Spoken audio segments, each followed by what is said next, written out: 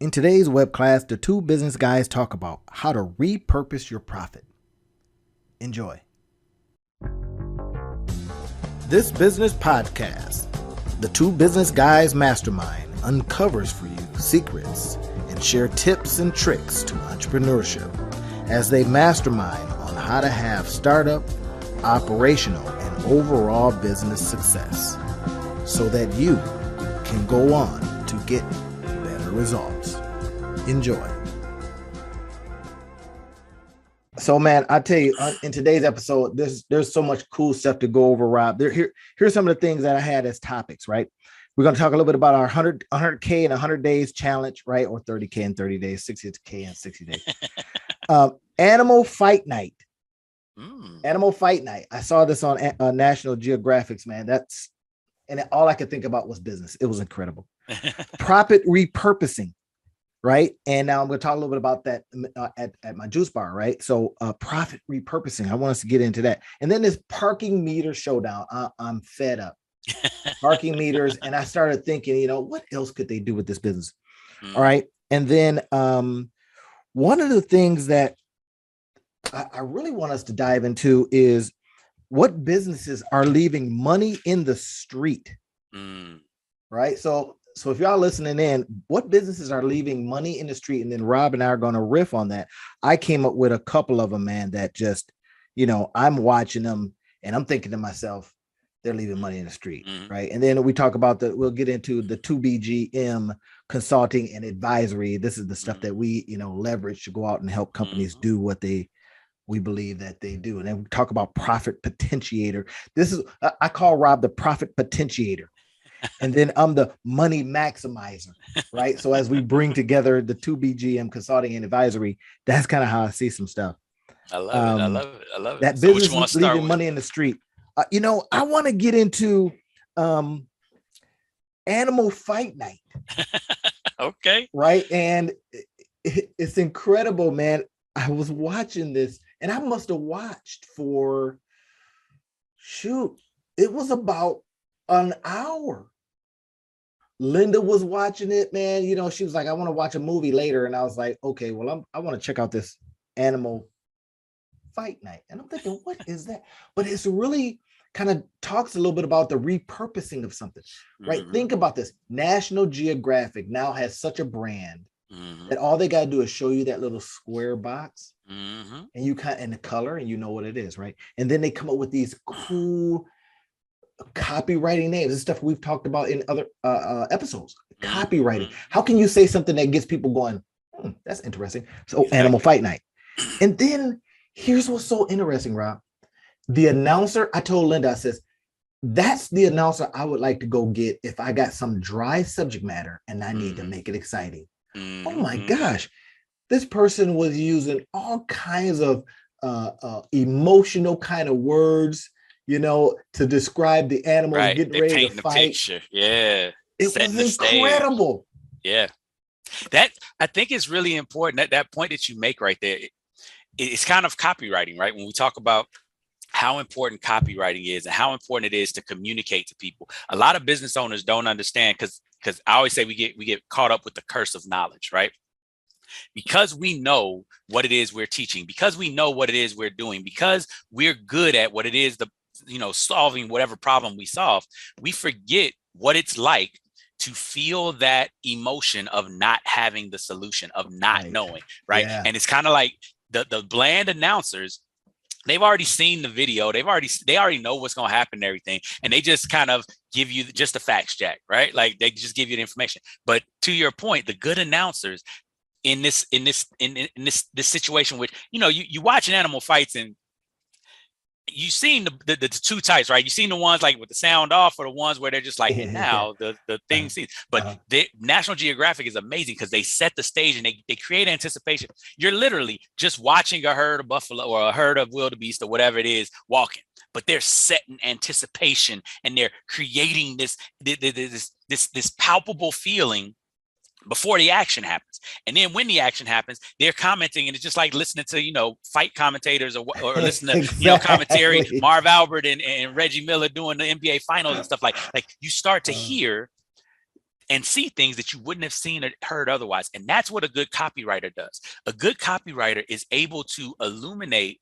for the business owner, or I mean for the prospect, all of the emotions that they're feeling, all of the things that are going on. They're able to, and I just did a training for some real estate agents on this a couple weeks ago, talking about the ability to enter the conversation that's going on in the head of your prospect. Yeah. Right. And that's what a good commentator does. That's what a good copywriter does, because immediately you gain trust and you gain engagement, you gain interest, because people are now, they know that you understand them and they're interested in what you're teaching them, because you know where to lead them. But you have to do that first part. And so I think that's something that I love. Just hearing you explain that, it just popped into my head, like that connection. Oh, I was enthralled. That. Yeah. Right. And then they would have these scenes where they would show, if they puncture this area here, right? They had a bear going against a lion. They had two turtles fighting. And I can't believe it. I'm watching two turtles fighting. And then it was incredible. Beatles was the N one. Oh my gosh. But when I started thinking about business, and I started, because I can't help it, right? I'm like a hammer that only sees nails. I was thinking, I says, now, if National Geographic can repurpose and rebrand and put information out there that sounds exciting, we can definitely look in our businesses, right? And this is what we help people do, of course. Look in your business and find new stuff, new revenue streams. As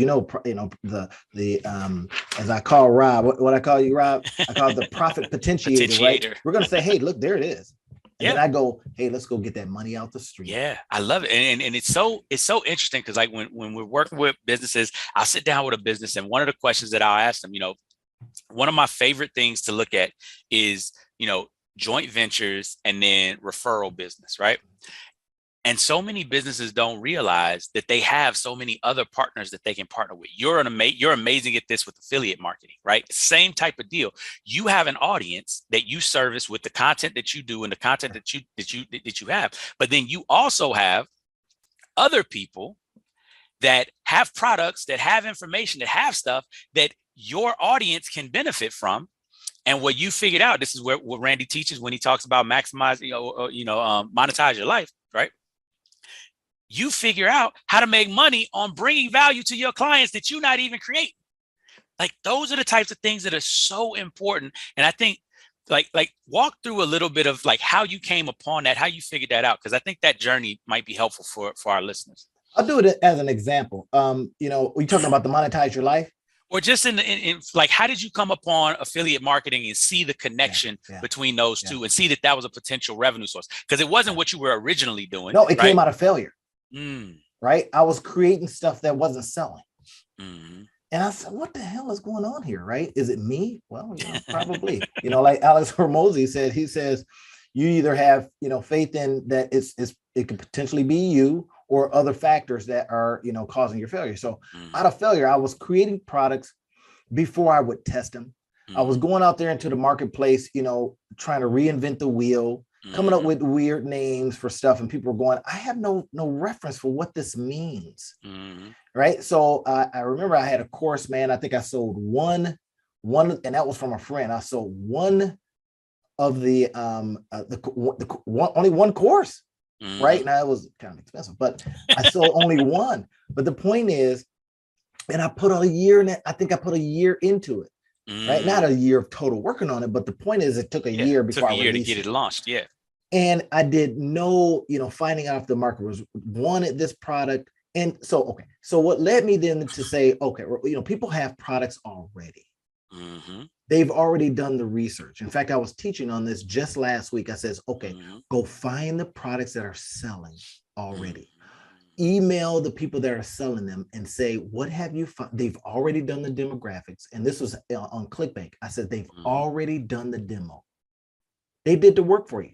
Now, they didn't necessarily put it out there on the actual sales page, but I says, all you got to do is call them and says, what have you found? So that right there keeps you from having to reinvent the wheels. You can put this information out there with the knowledge of it already sells to people in this demographic. We have found that it sells at this level. We have found that it will resell at this level. And I started thinking, well, if I'm creating stuff that's not selling. Either some of it's too early, right? I says I might as well stop, fighting and swimming against the tide and go with stuff that already is. Now that's just a part of the repertoire, right? If you wanted to spin up a business, what I'm saying to somebody, look, you got no money, you got no whatever. Here's how you go about it. Find a product that's already there. I can show you the research tools to use that are free. That would allow you to go, okay, cool. Let me just take that product. And then you just start talking about it. I don't care if you're doing webinars, you're talking to your friends, you're sending emails, you got your people on Facebook, you got whatever. You now have an opportunity to take something that's already there. I'll give you an example. And there's something before you go to that example, I want to point out something for the listeners, because this is really powerful, what you just did. And I don't want people to miss it. What Randy was just talking about is the fact that in business, there's a number of skill sets that you have to be able to develop, right? Figuring out product market fit is one skill set. That's what he's talking about figuring out and all the research that goes into, right? And now we teach, when we talk to our entrepreneurs and everything, we teach, go sell it first, then build it. Right? Because you're doing market research, right? You're doing market research. You're figuring out, is there an actual market for this thing? Right. Is there, and what do people want? Because then you build that stuff into the thing, because you actually have people saying, this is what the market needs. This is what I want, et cetera. Now that's a whole other skill set. And we can talk about that a little bit later. But the skill set that Randy just told you was, even if you have that, you still got to learn how to sell it. And is it easier to figure out how to sell well, selling something that you don't know the market wants, or selling something that somebody else has already proven that the market wants? Yes. Right. And so what Randy did is all of that stuff, getting on webinars, building out email templates and those are all skill sets as well that you have to learn as an entrepreneur to get stuff to the market. It's completely separate from building the thing. And how about you leverage, this is what Randy just did, leverage somebody else's product to do a paid internship to learn how to sell. How about that? Just don't miss that nugget, y'all. You can go down and literally within, how I like to teach it is the 30-day method, right? And that's because of using the law, or of a law of reciprocity, but the Parkinson's law of Parkinson's, right? So you shorten the span.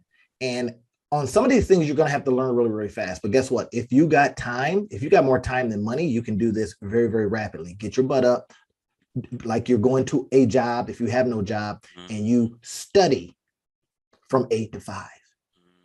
And then from 6 to 9, you apply what you learned. Right. And now I have people study in a specific way and using specific tools, et cetera, et cetera.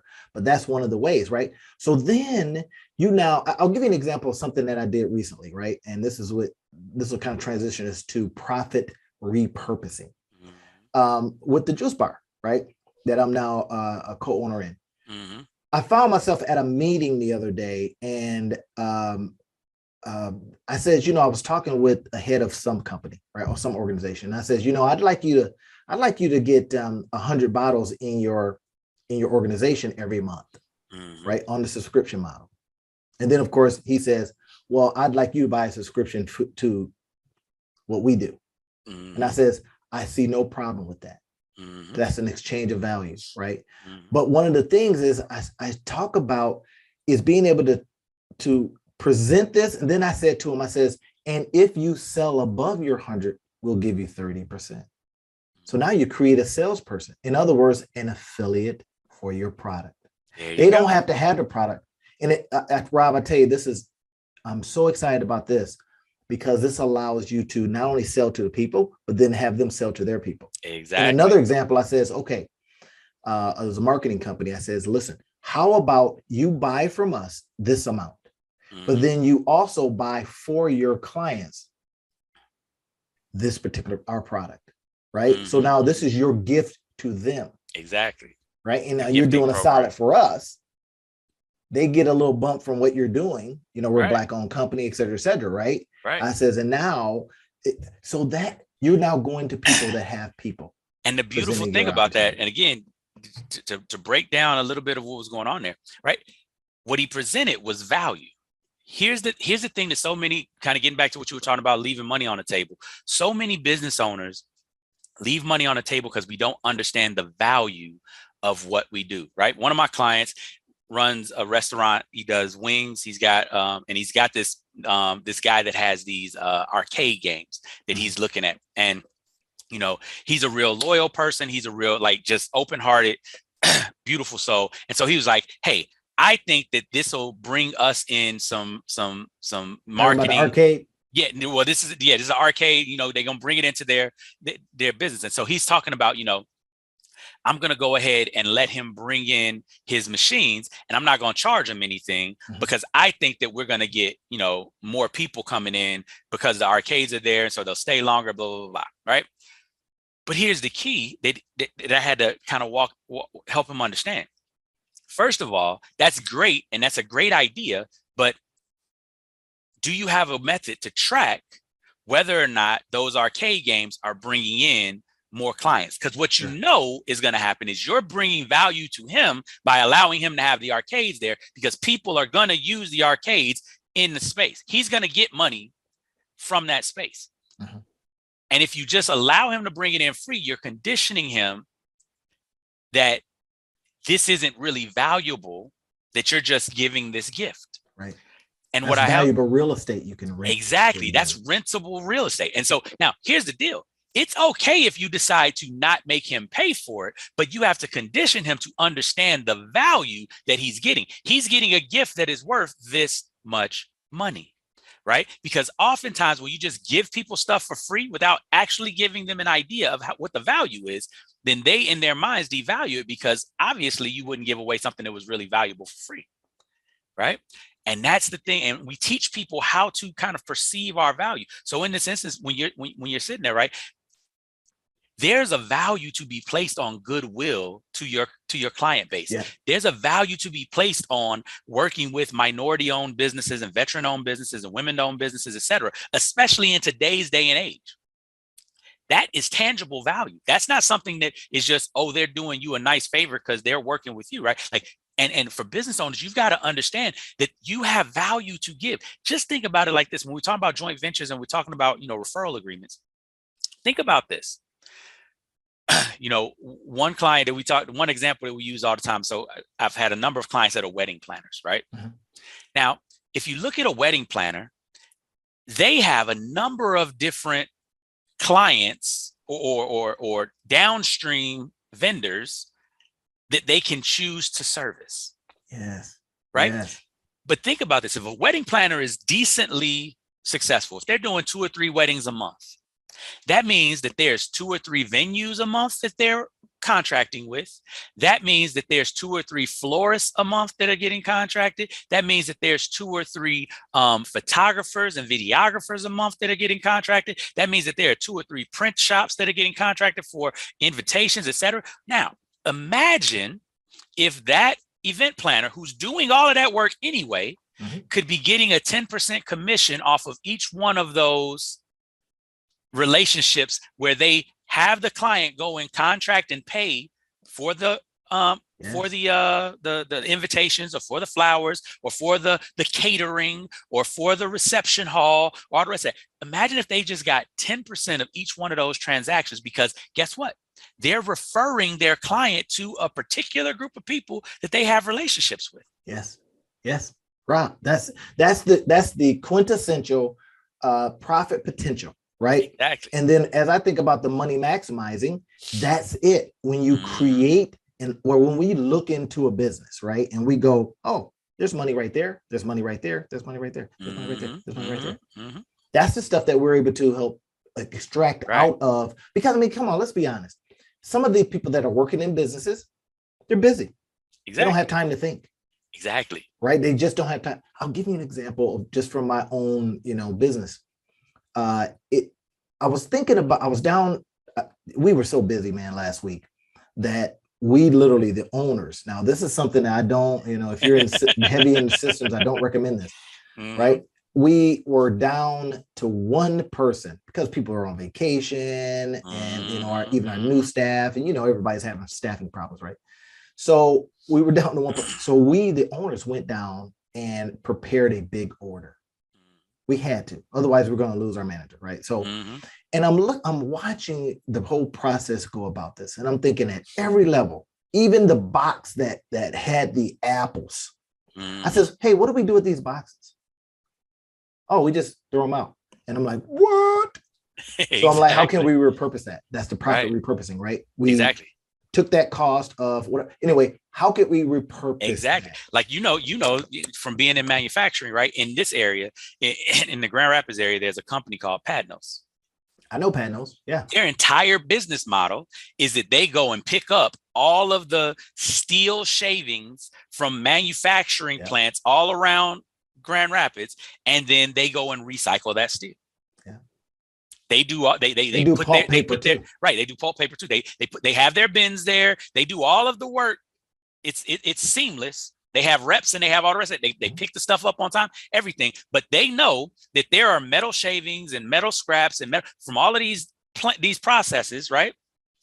And there's manufacturing all over the place, and they just set everything up and they get that. And because they do the service, quote unquote, they actually can charge for the service of removing, because it's a trash removal or a waste removal service for the manufacturers. But then they also make the money on the recycling, because they can then resell it.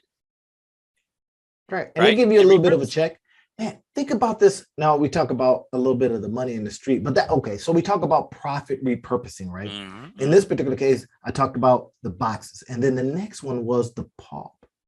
I'm not going to go into it because there's a business model that I'm building out. I know exactly what you mean. But the pulp repurposing, and I literally did a loom the other day, and I sent it to the staff, and I said, this is what when you're slow, this is what I want you thinking about. What could we repurpose? And I says, now I'll probably put some kind of challenge behind it. Hey, the best repurposer gets a check. Yeah. You feel where I'm going with this? And I says, we will execute on the ones that make the most sense. But it's the recapturing of that. And I don't want to go too much into it, y'all, because I got some plans. And this is one of the things. I mean, big businesses do this. If you've ever read Built to Last from Jim Collins and Jerry Pappas, right?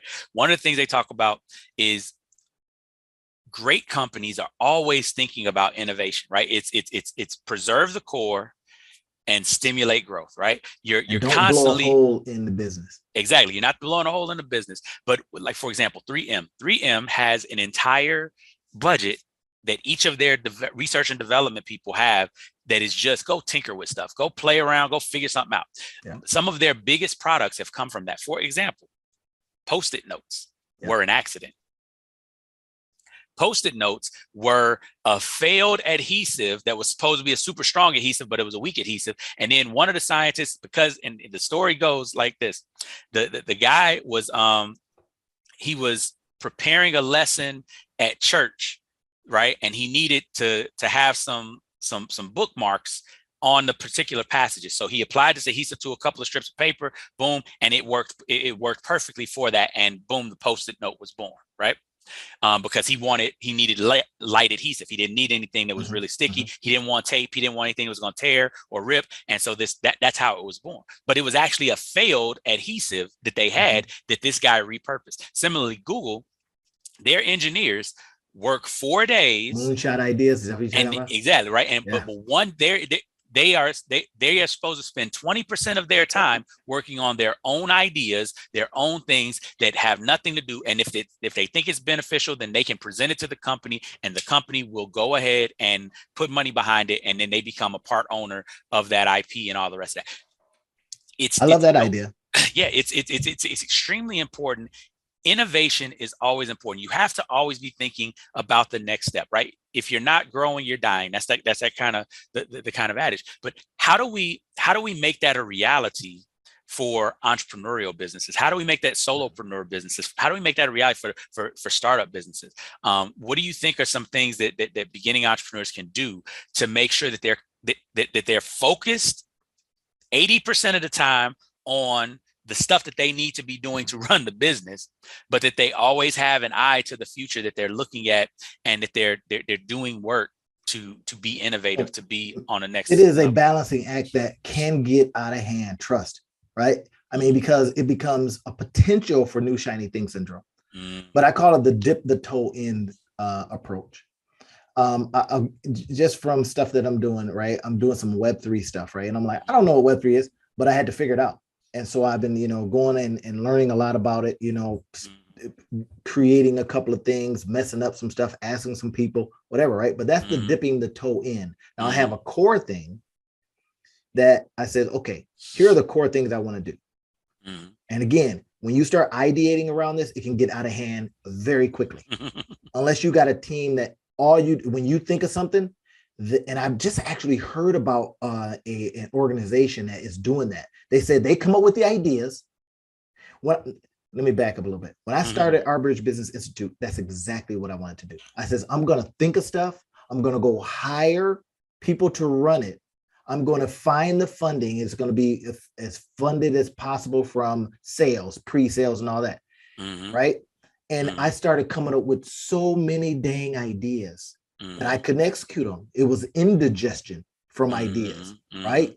So with companies and entrepreneurs, being careful of how many ideas that you spin up and that you want to execute on when it's just you. And when you now have built a team and you've given them that kind of permission, right? You says, okay, this is what you guys do. You guys, I'll come up with stuff, or you guys come up with stuff, and then I will you do a meeting or something like that to determine, can we pre-sell it? If we can pre-sell it and determine that there's a market, right? That becomes an opportunity. Now, how do you do some of that? Well, that's kind of the secret sauce stuff, right? But sometimes you find out if there's a TAM, total addressable market in the first place, who's already doing something like that. So there's market research that has to go into it. There's dip a toe in. I think build out a landing page. And that idea of dipping a toe in, I think to make it practical, right? Like, because again, one of the things that that we really try to do on this podcast is not just to give you the ideation phase, right? We're masterminding, we're thinking about a lot of stuff, but a lot of what we really want to focus on is how do you implement it? How do you actually make this happen in your life? So for example, one of the things that I try to do is I try to set aside some time in my day to learn. It's only an hour. I do an hour a day, but in that hour a day, I'm doing some sort of business learning, some sort of business growth, some sort of business development. And that's just in whatever area of my business that I want to improve in. I'm learning something. It may be in a future area. It may be in a current area, but I set aside an hour once a day to listen to a podcast, to watch a YouTube video, to watch a training, to read a book, to do whatever. Right. So that's one of the things. And you don't have to set aside an hour. You may only have a half hour a week, but whatever it is, if you can consistently be learning something, growing in some way, researching something, right? If you could be meeting with a mentor, whatever it is, you want to have something in your business where weekly you are growing and expanding your understanding of your market, right? Something else that I think is really important, and Randy, you do this a lot, and it's something that I just started standardizing, is I experiment where I'm actually tracking the experimentation, right? And this is one of the things that I had to learn to get away from new shiny thing syndrome, right? I had to learn to actually track my time that I'm putting into an experiment so that at the end of the experiment, I can actually measure whether it's good. And it's nothing simple. Like I got a little sheet on the back wall and I just put a tick mark every hour that I'm working on this experiment. And I plan it out for a month. I'm working on the experiment and I see at the end of the month what I've got. And depending on what I've gotten at the end of the month, that tells me whether or not I need to move forward with it or I need to let it die. That's right? Exactly it. And if you could do it fast, right? And this is where I talk about spinning up a landing page. I talk about this constantly, right? We spin up the landing page and I spin them up all the time. And I use a lot of different tools, right? But if you can do that and you can see if organically people start coming because you've done some keyword, and this is some stuff that I teach in my Monetize Your Life Academy, is I kind of go, hey, okay, can it naturally attract? Because I'll show you how to keyword your website so that people that are searching for this thing would naturally hit your page. And then can you offer them something that is, you don't have to go to the irresistible offer, but can you offer something that gets them to a next click? Step. Yep. Right. So they come on the page and they see something interesting and then they go, right. So I work on that. What language would we use just for the button? Yep. And that's the things for you What? all that are out there. Randy can teach you like the hows to get this done. But the thing that I wanted you all to really take away from this is so many people think you have to spend a lot of time doing all this stuff. You have to be, engrossed in it and all the rest of that. No, remember, innovation is 20% of what you're doing. Mm-hmm. Execution is 80% of what you're doing. Innovation, looking at trends, looking at the future, all the rest of that 20%. And that time you can plan, you can schedule, and it doesn't have to be a huge chunk of your day. And you don't have to feel like, this is the other thing that I feel like some entrepreneurs might be dealing with. You don't have to feel like you're making progress all the time in your innovation. In your innovation, it's really kind of free play time. It's time for you to learn. It's time for you to grow. It's time for you to just allow your mind to make connections, but it's intentional free play time, right? It's not daydreaming. It's not just sitting out and not doing nothing. It's intentional, focused, free play time. It's like, and I'll say this sometime to myself, and says, am I wasting time here? Right. Right. And then it is, I can't remember what author said. It says, it's never wasting time if it's research. In other words, it's in what you call it. Mm-hmm. Right now that gets me back to the book that I was talking about off camera, right? We were talking about the science of getting rich. Mm-hmm. Wallace Waddles. Right now, this one was the new science of getting rich, and they just added some pages. It says revised for the 21st century. Now, here's the powerful thing about this, Rob, and I can remember when I first started reading it. The first pages are just so, right on. Mm-hmm. And he talks a little bit about poverty. He says what may be said of in praise of poverty. The fact remains that no one can live a really complete and successful life unless they're rich. Now, for the people out there that are going, oh my God, rich people suck. That might smack you in the face, right? But he talks about this in the next sentence. He says, we can't achieve our greatest potential unless we have plenty of money. To develop our gifts and our talents, we must use things. And we can't have those things unless we have money to buy Exactly. Exactly. Money doesn't buy you happiness. Money buys you the things that get you happiness, right? The first 10 pages sets the stage. And when I started rereading it, because I had to change some of my mindset, I had become a man of leisure. I had, built up a pile, and I was like, kind of going, okay, I'll just dig into this pile. And now it's where I'm getting back into active status. I told Rob, I says, I'm Howard Schultz in this thing. He's retired. He's unretired like 3 times now. Exactly. Right. He's like, I'm not letting my company go to zero. Exactly. That's the whole thing.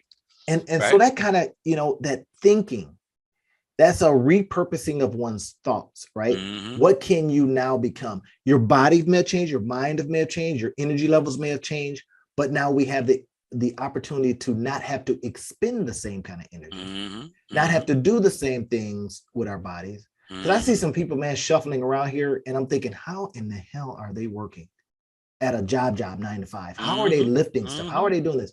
Right? How are they sitting at their desk all hunched over, right? They got Exactly. We now have the capabilities, y'all, to do whatever we want. That's what I teach people, right?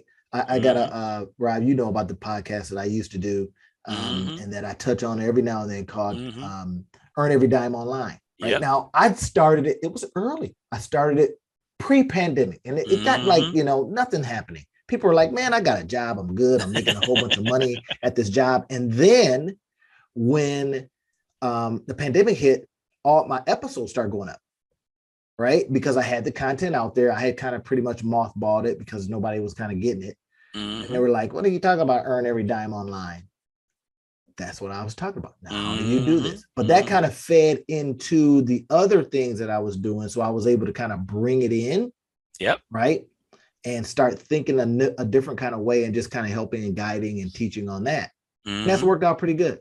And I think that's an important point to note as well. And what we're talking about as far as what we're doing with innovation and things like that. So often, right now, I think I've talked about this before, the book, The Difference Between Millionaires and the Middle Class, right?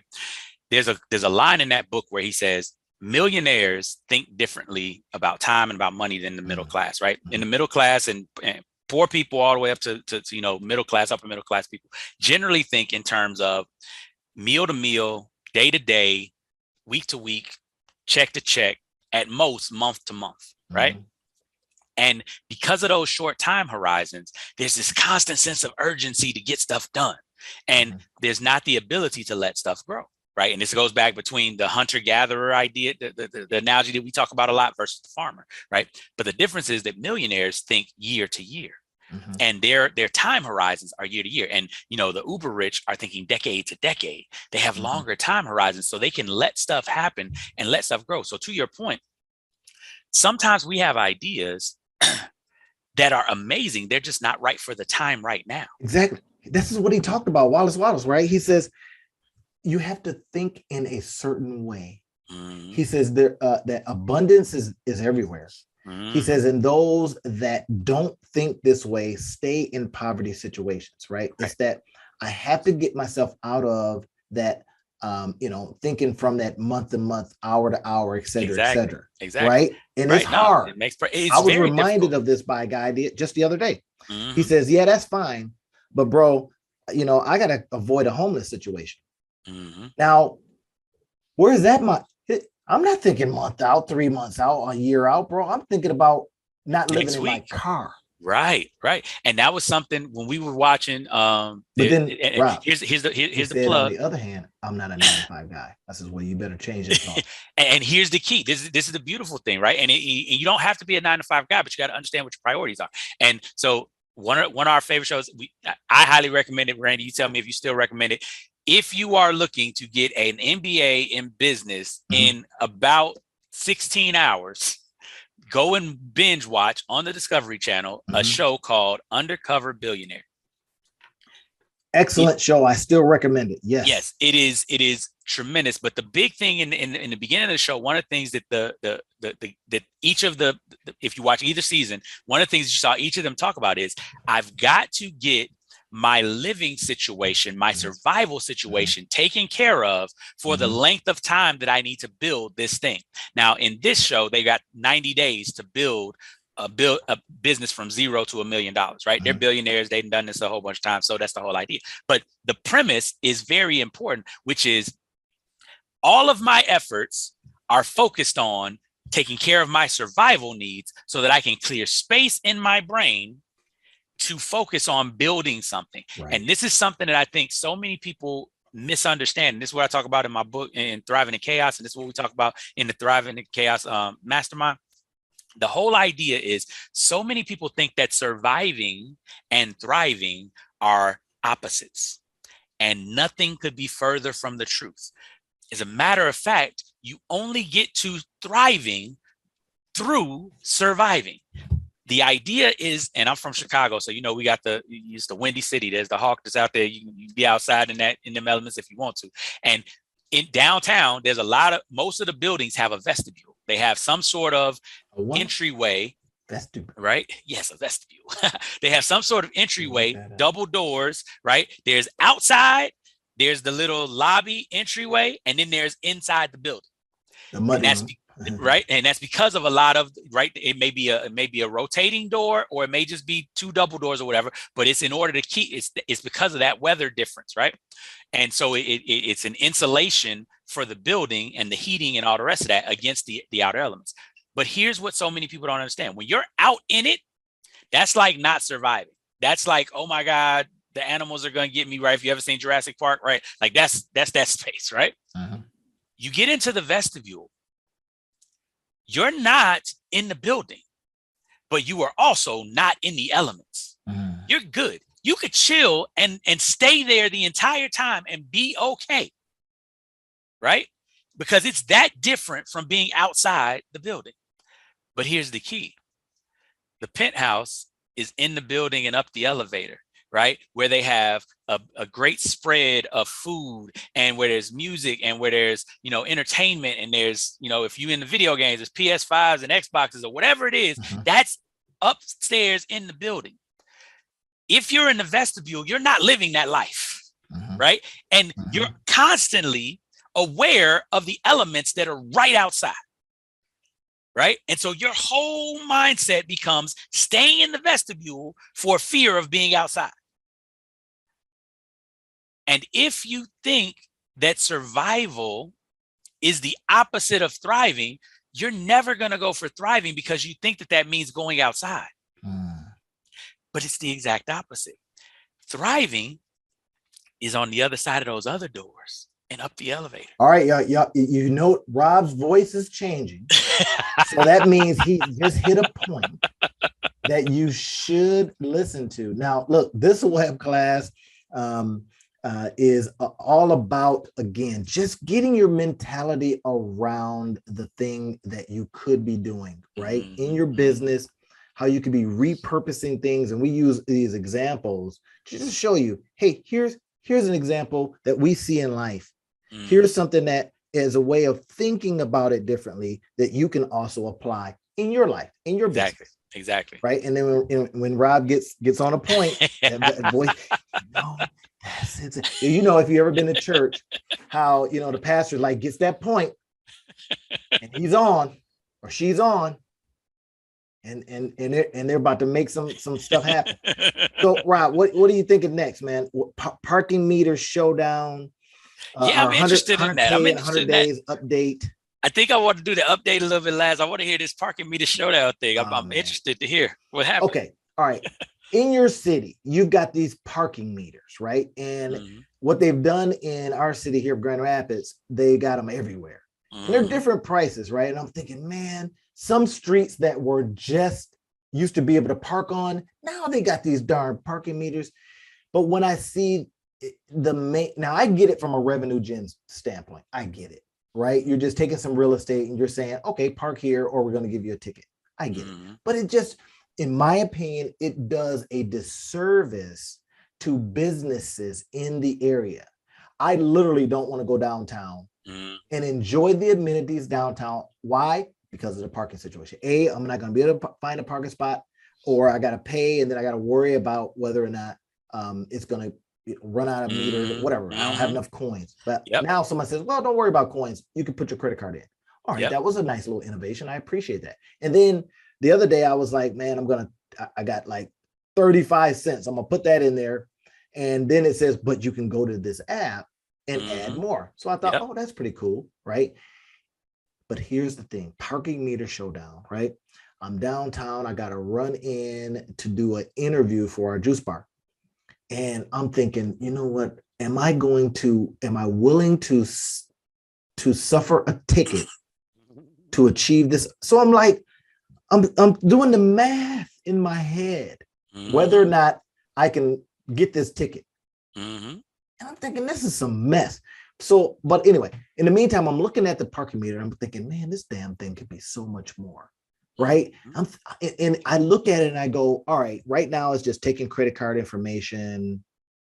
It's, you know, you're parking there. But I thought, man, if that thing could be repurposed to create different kind of profits. And I just started riffing on what would that look like? What else could it be? Right. Could it be a charging station? Because guess what? It's out in the open. And if somebody's in trouble, they could charge their phone or something like that. I don't know. But or could it be a little battery charger that, you know, you go, you pay a little bit of money and then you take the batteries, because guess what? It's just sitting there doing its thing. Could that be a opportunity to generate different kind of revenue? I would love, and I think they actually have this now, or somebody reminded me that they had this. I says, I'd love to get a reminder. Hey, you're about to run out. Bing. That's the thing. Yeah. They've got it in the app. Now, here's the interesting thing that I think. With the way that they're doing it, I think it's a lot in the rollout, right? Like, so I have I went to meet a business associate downtown. I had to re-download the app, you know, because I hadn't been downtown for like a year, so I didn't have the app on my phone. So I had to re-download the app. Now, here's the interesting thing. In the process of me re-downloading the app and paying for my meter, I get a parking ticket. Right. So I'm not in the car. I walked to my spot. I'm re-downloading the app. I'm waiting for the app to download. So I'm literally paying to be in the parking spot. But in the 2 minutes that it took to download the app and pay for my meter, I get a parking ticket. Now, here's the interesting thing. You can see when I paid and when I got the ticket. So they get your money and your money. Right. So I called down to the city to say, hey, can y'all take care of this? will this work? Can y'all make this happen? And this is where I feel like they lost the battle, because I honestly think that there aren't a lot of people that would mind if they publicize it, if you had, some signs that had, here's how you download the app, here's how you do it, blah, blah, blah. If they did a campaign about that, something like that. But here's the thing that happened. Well, no, I don't think that we can do that. And you'll have to go down to court to challenge it and blah, blah, blah, blah. All of that stuff, right? And this is literally, it's $2, but it's a $30 ticket. But what they did is they made me personally anti this program. Yeah. Not because the program is problematic, but because their customer service is so bad that now I intentionally will park outside of the district and walk instead of pay a meter, not because I don't want to pay the meter. Parking meter showdown. But because I don't want to give them any money. Exactly. Right. And those are the types of things that, and how does that apply to business? A lot of times customer service can be a make or break. I see a lot of companies that are, they're worried about giving money back guarantees, and they're worried about all these other types of things. And it's like, here's the deal. Nordstrom's used to have a policy where it didn't matter what it was, you could bring it back.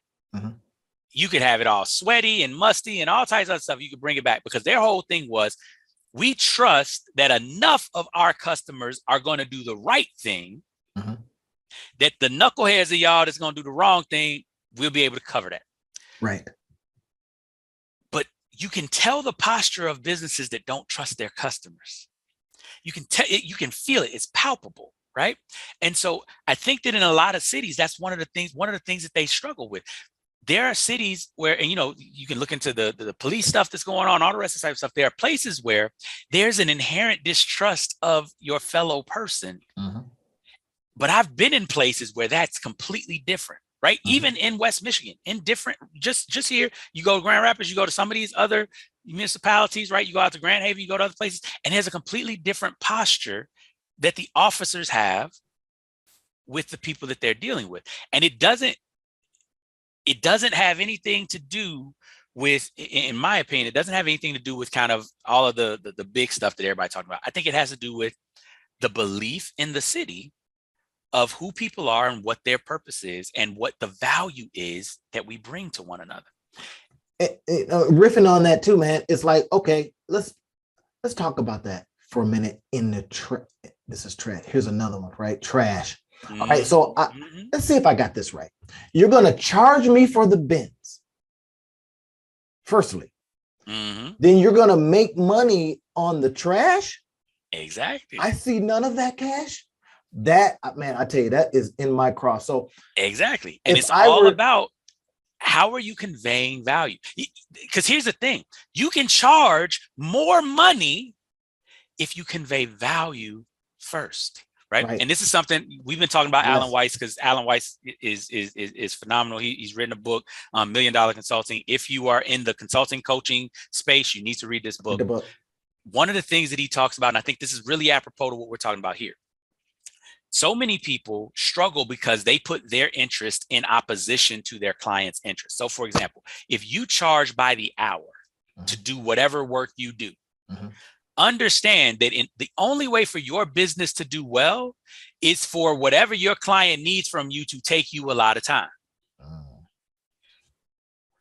Which means that the worse you are at doing what you do, the more your client pays you. Oh, man. Oh, is Rob just about to piss off a whole bunch of people? Right. But did you hear that?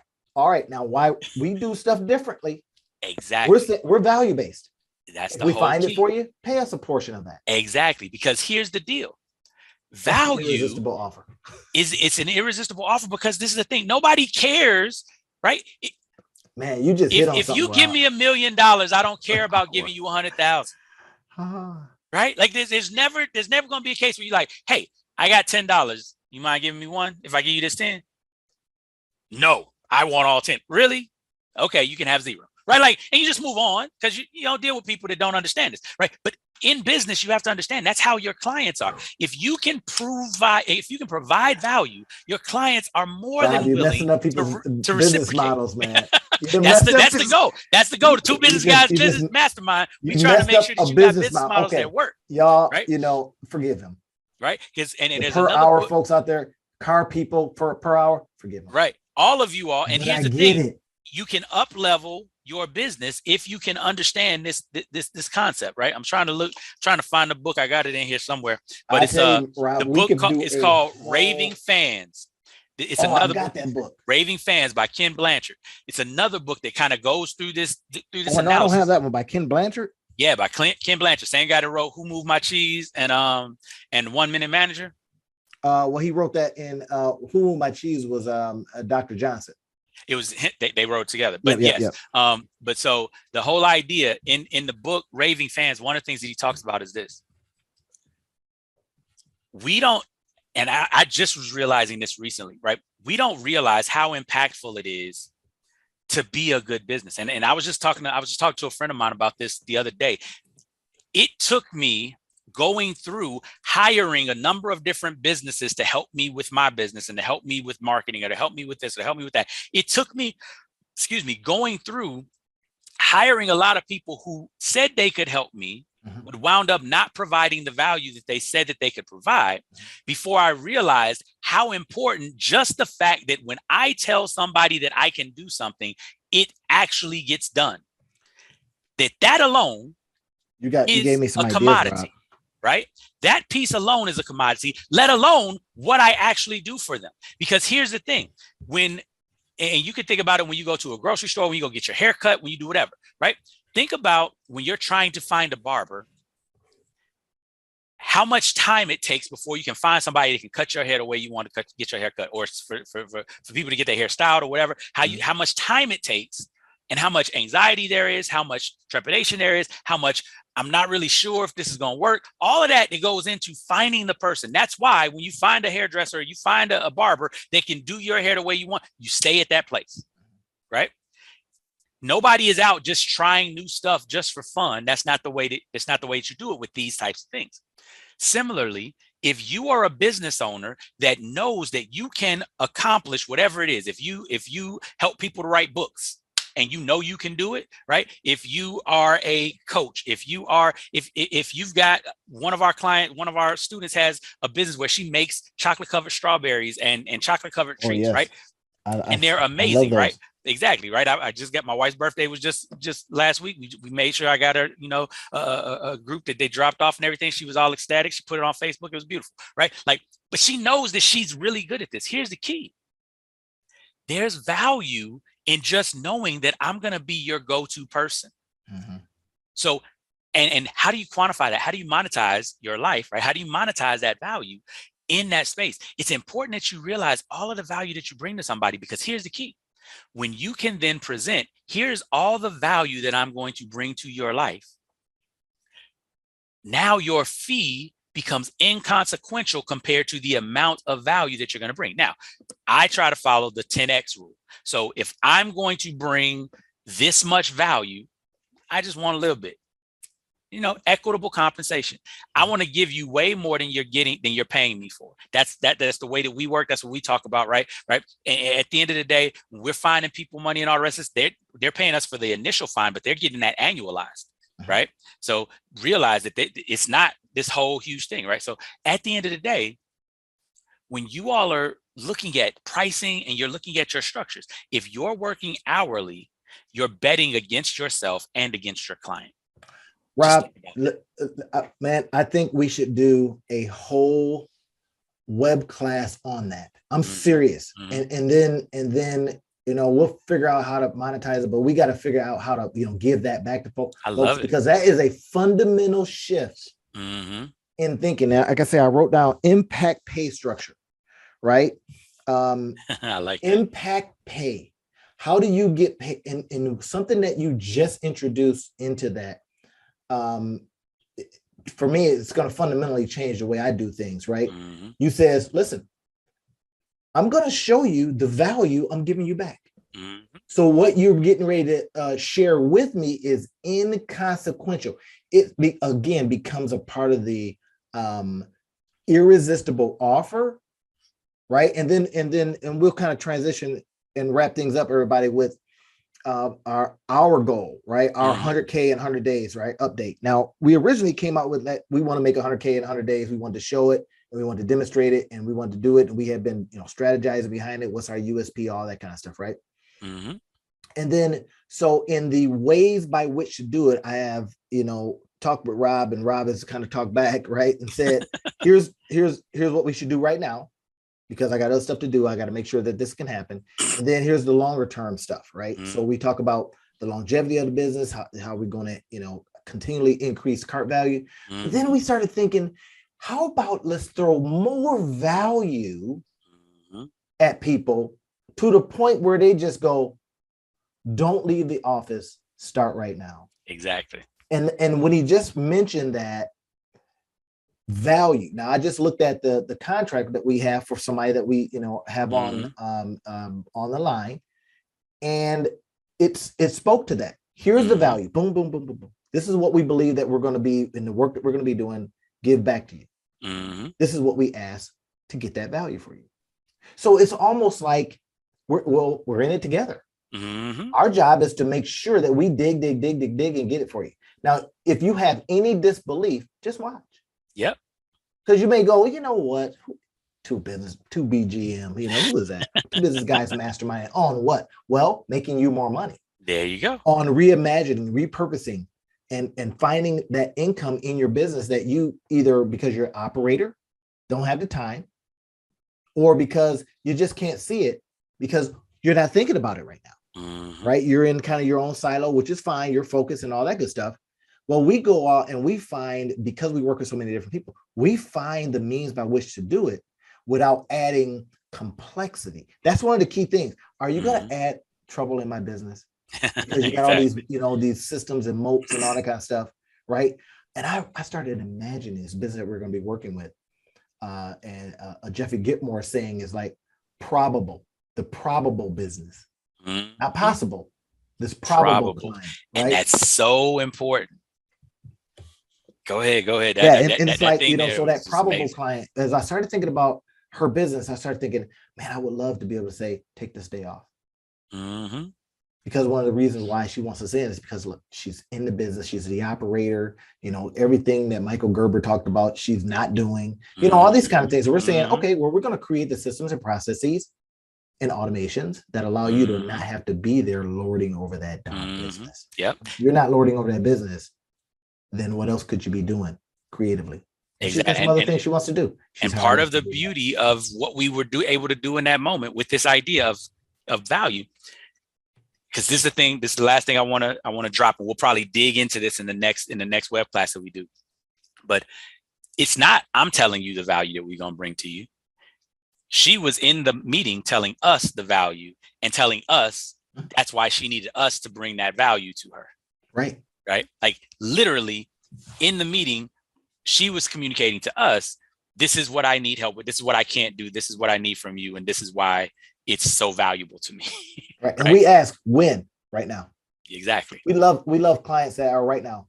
Right. If you say to us, well, I'll get to that in 6 months, we're out the door. Right. Wow, we got to talk about this other one. Man. Right.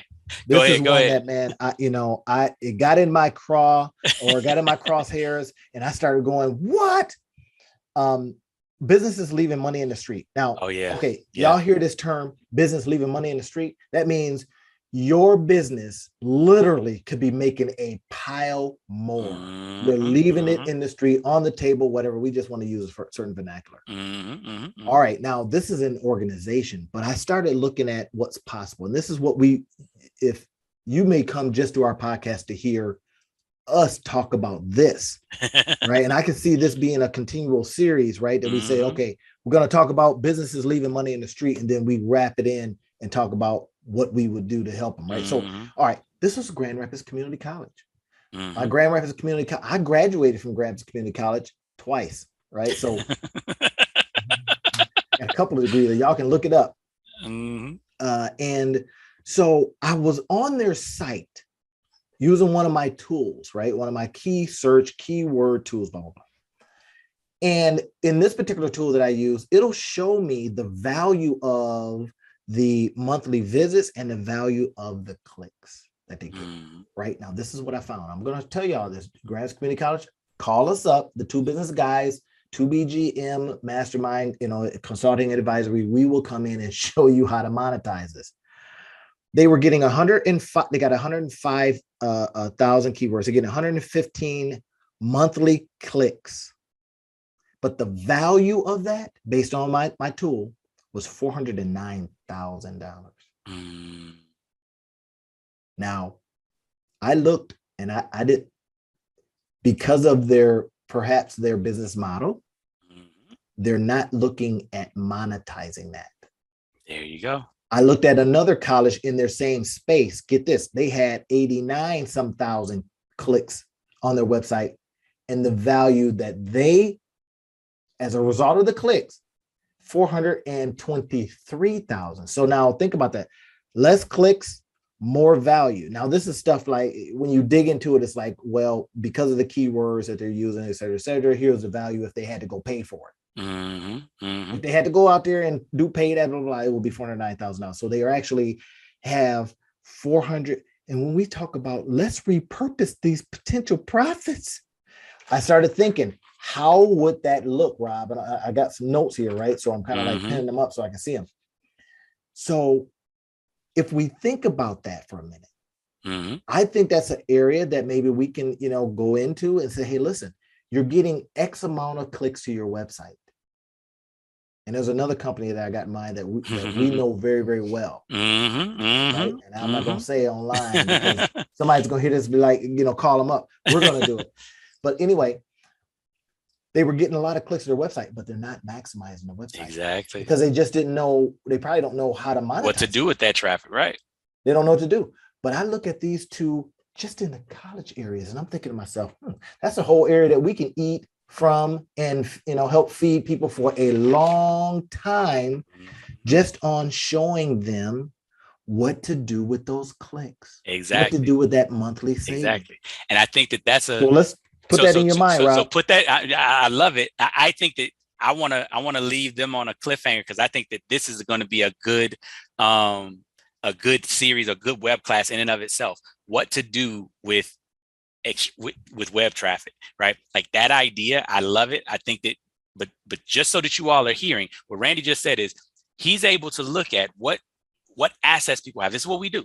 Here are the assets that you have. Are you maximizing these assets, right? Are you maximizing your money? Are you potentiating your profit? Are you getting the best potential out of your profit?